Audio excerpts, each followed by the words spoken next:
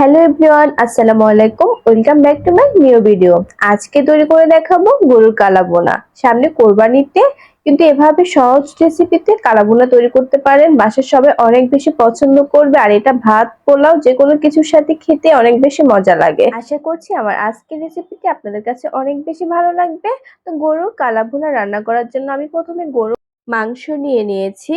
এখানে আমি 1 কেজি মাংসই নিয়েছি। আমি ধুয়ে সুন্দর করে পরিষ্কার করে নিয়েছি। এখন আমি এই মাংসগুলোকে যে পাত্রে কালাভুনাটা রান্না করব, সে পাত্রে নিয়ে নিলাম।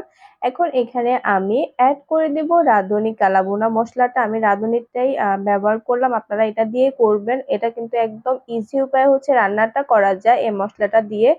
তো প্রথমে বড় প্যাকেট থেকে আমি অর্ধেক পরিমাণে মসলা এখানে আমি অ্যাড করে দিয়েছি। বেশি পরিমাণে কিন্তু দেওয়া যাবে না মসলাটা। আর সাথে দিয়ে দিয়েছি 2 পরিমাণ অনুযায়ী মসলাটা এখানে অ্যাড করতে হবে। আমি যেহেতু 1 কেজি মাংস রান্না করছি, তো এখানে আমি অর্ধেকটা মশলা দিয়ে দিয়েছি। আর দিয়েছি 1 চামচের মতো রসুন বাটা, 1 চামচের মতো আদা বাটা, আর 1 টেবিল চামচের মতো সয়া সস, পরিমাণ মতো পেঁয়াজ কুচি, আর স্বাদ মতো লবণ, আর সরিষার তেল দিয়ে এখন আমি ভালো করে হাত দিয়ে মেখে নিয়েছি মাংসটা। এখন আমি এই মাংসটা চুলায় বসিয়ে দিয়েছি একটা ঢাকনা দিয়ে ঢেকে। তো কিছুক্ষণ রান্না করার পর এখন ঢাকনাটা সরিয়ে আমি ভালো করে মাংসটা নেড়ে চেড়ে দিব, যেন মশলাটা ভালোভাবে মাংসের সাথে মিশে যায়, আর মশলাটাও যেন নিচে না লেগে যায়। তো এই তো ভালোভাবে মিশিয়ে দেওয়ার পর এখন আবারও আমি ঢাকনা দিয়ে ঢেকে দেব। এখন আবারও ঢাকনাটা সরিয়ে আমি মাংসগুলোকে ভালো করে নেড়ে চেড়ে দিচ্ছি। এখানে আমি কিন্তু কোনো পানি অ্যাড করিনি। মাংসের গায়ে থেকে কিন্তু এতগুলা পানি বের হয়ে গিয়েছে, আর এগুলা দিয়ে আমি মাংসটাকে ভালো করে কষিয়ে নিচ্ছি।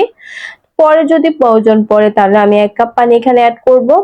তো এই তো কিছুক্ষণ রান্না করার পরে কিন্তু মাংসের থেকে তেলটা উপরে বেশি উঠে এসেছে। এই পর্যায়ে আমি 1 কাপের মতো, 1 কাপ না প্রায় 2 কাপের মতো এখানে পানি আমি অ্যাড করে দিয়েছি। যেহেতু গরুর মাংসটা একটু শক্তই হয়, তো ভালো করে সিদ্ধ হওয়ার জন্য আমি এখানে 2 কাপের মতো পানি অ্যাড করে দিয়েছি। তো কিছুক্ষণ রান্না করার পর আবার নেড়েচেড়ে ঢাকনা দিয়ে আবার ঢাকনা উঠিয়ে এভাবে করে রান্না করতে হবে, আর লবণটাও চেক করে নিতে হবে। তো এই পর্যায়ে রাঁধুনির যে ছোট আরেকটা মশলা ছিল, এই মশলাটা থেকে কিন্তু আমি এখানে অর্ধেকটা মশলা এখানে অ্যাড করে দিয়েছি। এটা কিন্তু একদম লাস্টে দিতে হবে। তো এটা দিয়ে আমি ঢাকনা দিয়ে আবারও ঢেকে দিয়েছি।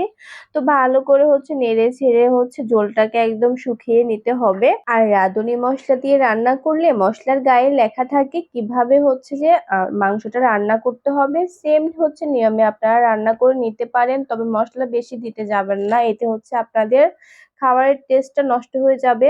তো আমার মাংস থেকে কিন্তু ঝোলটা শুকিয়ে তেলটা উপরে উঠে এসেছে। এখন এই পর্যায়ে আমি বাগারটা দিয়ে দিব। এখানে আমি অনেকগুলা পেঁয়াজ কুচি আর রসুন কুচি, তারপর 4টার মতো শুকনা মরিচ দিয়ে সরিষার তেলের সাথে ভালো করে মিক্স করে ব্রাউন কালার করে ভেজে নিচ্ছি। তো এই তো এটা একদম ব্রাউন কালার করে ভাজা হয়ে গিয়েছে। এখন এটা কিন্তু আমি একদম মাংসের সাথে ঢেলে দিব না। এখন এখানে আমি পাতিল থেকে 1 চামচের মতো মাংস নিয়ে আমি যে বাগারের তেলের সাথে ভালো করে মিক্স করে নিচ্ছি।